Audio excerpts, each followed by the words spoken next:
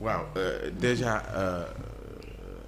Pape ñu bëggoon naa waa Régie tamit ñu dimbali ma ci café gi pour gan gi. mu ngi ci waaw bu jàppandee rek na gaaw ñëw ndax xam naa si coome la dina gën a baax ci moom. nee nañ waxtaane nañ lépp ci communiqué conjoint bi ñu gis mais occulté li ñu woowe sujet qui fâche ci monnaie beeg li nga xam te ne moo aju ci accord militaire yeeg. oui da nga jàpp ni teel na yu mel noonu ñu koy xalaat wala ni nga gisee visite beeg ni mu déroulé ba ni mu mujjee que ni am na ci ay bons points yoo xam te ne wañ ko mën téye. déjà da nga may ma indi benn leeral bu ndaw.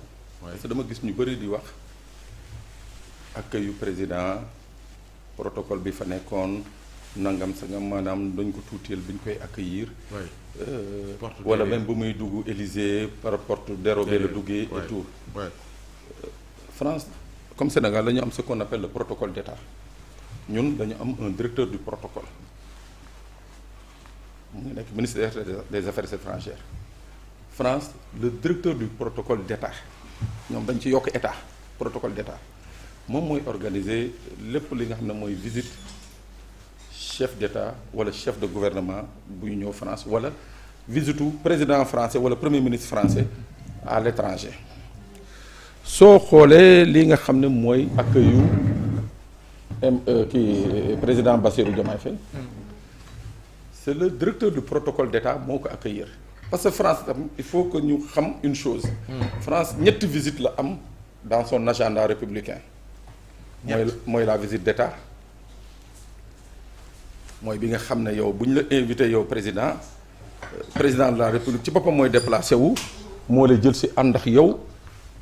dox remonter les Champs-Élysées l'avenue des Champs-Élysées fas yi wër la ainsi de suite mooy accueil visite d'État mu am li ñuy wax les visites officielles mooy par exemple président de la République Bassirou Diomaye Faye jógee fii ne day dem France parce que dafa am lu mu war a wax ak naataangoom Emmanuel Macron. mu am les visites de travail ñetti façon visite yooyu le protocole d'État français reconnaître njiitum réew buy ñëw France léegi nag mu am li ñuy wax ay aménagement yooyu nag. mooy ñu ne tey jii Pa Ousmane dem na France dafa waroon dem benn sommet UNESCO ci sommet UNESCO bi les deux protocoles jubóonuñu ba nga xam ne président Bassirou Diomaye ak président Macron daañu gisee. loolu comme bokkul ci protocole d'État bi. donc mënuñu ko jox envergure d'État. mooy nit ñi président buy ñëw officiellement fa muy jaar moom du fa jaaree parce que c'était pas une visite officielle c'était pas une visite de travail c'était une visite de prise de contact noonu lañ ko mën a jàppee kooku donc c'est tout à fait normal bu ñu jëlee rek protocolairement comment ça se passe c'est tout à fait normal xam nga ñun suñuy réew yi ñoo tàmmal nit ñu lu bon fii ngay gis Sénégal un ministre wala un premier ministre wala un président de la République di accueillir ambassadeur dëkk bi lu mu kawe. son répondant fii Sénégal c'est le directeur du protocole. exactement. su amee lu muy wax ministre des affaires étrangères sax kawe na ci wax ak ambassadeur. ëpp na ci. dëgg la. c'est le directeur du protocole sénégalais moo war a di wax ak ñoom mais ñun ñoo tàmm loolu ba dafa nekk dans l'imaginaire populaire. ni que yow tamit boo demee bitim réew. voilà règles yi nga xam ne ñuy appliqué fii moo am foofu. précision boobu laa bëggoon indi. léegi pourquoi. on a occulté. non on n'a pas occulté parce que encore une fois c'était pas une visite officielle. c'était pas une visite de travail. man dama jàpp ni que visite de contact la il fallait déjà ñoom ñaar. joxante loxo waxante et tout ça a été fait.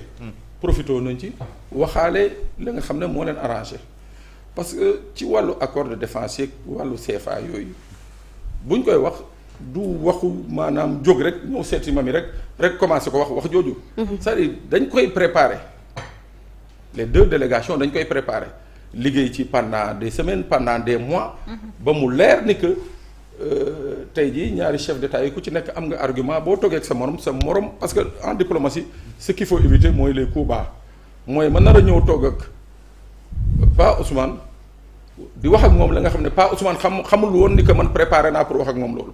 C'est ça qu'on appelle les coups bas en diplomatie c'est interdit. waaw enfin c'est pas recommandé plutôt. Ouais. On préfère la nga war a wax ak Pa Ousmane nga yëgal ko. moom it mu paree. mu préparé wu ngeen ñëw vous en parler. donc le fait que ñu wax lii ak lii ak lii bañ a wax lii ak lii je crois que le moment n'est pas encore venu mais ma bëggaat indi beneen précision. Oui. mooy que y a dans cette affaire-là moi je trouve que il faut tirer le chapeau à la diplomatie sénégalaise. lu tax ci naka ce n'est pas une visite du président de la République sénégalaise en France auprès de son homologue. Exactement. C'est-à-dire l'aspect informationnel bi nga xam ne ñun moo ñu intéressé mooy peut-être toog nag Macron. Mais l'objet de la visite le but de la visite c'était d'aller à un sommet. Mais tey jii la diplomatie sénégalaise a réussi à imposer un agenda à l'Élysée mooy que ñun suñu président ñëw na fii sommet mais da ngeen ko dalal. ok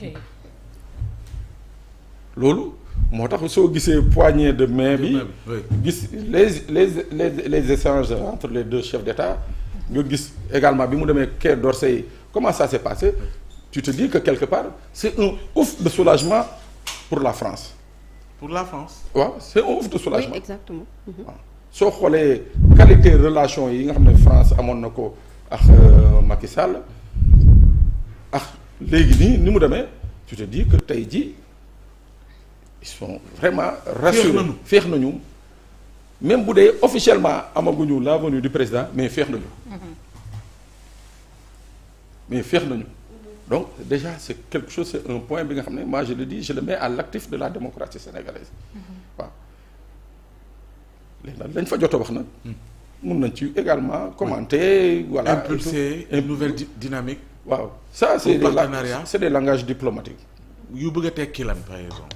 maanaam toog naag sama naataangoo waxtaan nañu gis nañ ni que suñu diggante dañ ko war a gën a ñoŋal gën ko defaral wala booster ko mu gën a avancer. waaw mais comme dugguñu ci détails yi nu ñu koy avancer lee nu ñu koy defee et tout genre partenariat bi nan ak nan la est-ce que voilà le service de la dette dañ koy xoolaat est-ce que ni nga ko waxee les accords de défense dañ koy xoolaat est-ce que l'affaire du franc CFA dañ koy xoolaat est-ce que la politique d'ingérence entre guillemets de la France dañ koy xoolaat ainsi de suite loolu yëpp c'est un agenda ba nga xam ne dañ koy teg.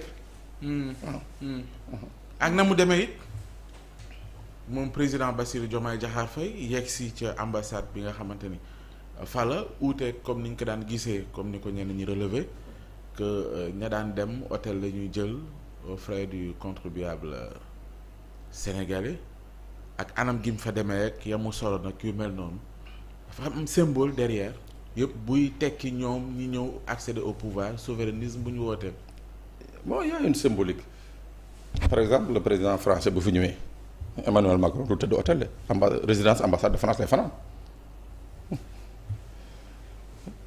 parce que ambassade bi moom mooy palais de la République gu France fii ci Sénégal kon nag ñun suñu ambassade mu noonu nag ambassade bu ngand bu rafet nekk ci l'un des quartiers les plus huppés de Paris wax fa dëgg yàlla président de la République dama fa tëdd fanaan fa ak délégation d'abord dana wàññi dépense parce que hôtel yi foofu surtout délégation yi ngay àndal ça coûte cher déjà bu ñu naree quitter rek ku ci nekk sa per diem bu ñu lay jox par jour c'est élevé ñu war la loger également hôtel wàññeeku na muy benn ñaar ci accoutrement bi dama ne bon y a une revendication identitaire effectivement bi nga xam ne moom le président Bassirou Diomaye bëgg a teg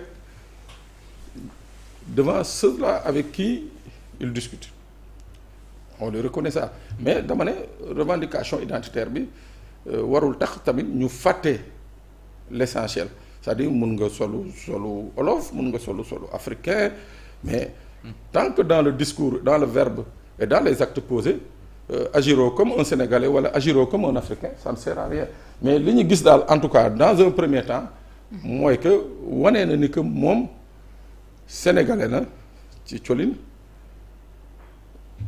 sénégalais la également dans la démarche. Et que les intérêts du Sénégal ñoo ko intéressé.